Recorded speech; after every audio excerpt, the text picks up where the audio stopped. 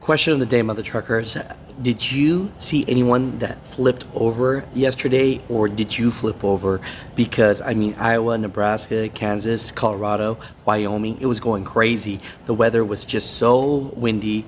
It was like tornado season all day, and I mean, a lot of semi trucks flipped over. So tell me, hopefully you guys are safe. Let me know if that information I gave you guys yesterday was very helpful or not. So Wyoming Highway Patrol sends out this video to let people know not to drive because it was so windy and this truck just flipped over right in front of him.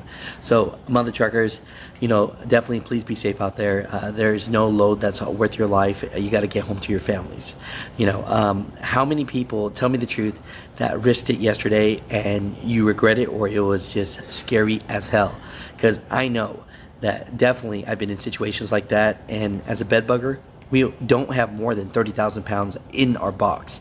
And so when that's the case, man, it's scary. And you know, I'm trying to look it up, and people are saying if it's more than 35 miles per hour wind, that can flip over a dry box. But tell me your experience if that's true or not. I know with the flatbed that might be a little bit different, and especially if you're a heavy hauler. But I know if you're empty and you got a dry van, you probably had no luck. But tell me your experience down below, man. I really want to hear this, and any advice for new truck drivers out there that have to go through conditions like this for the first time. Well, I appreciate you guys very much. Thank you for the support, mother truckers.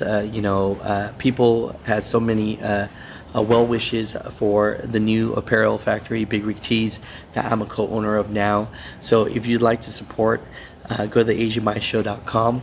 And I really appreciate you guys just for everything and all the support and opportunity to help truck drivers.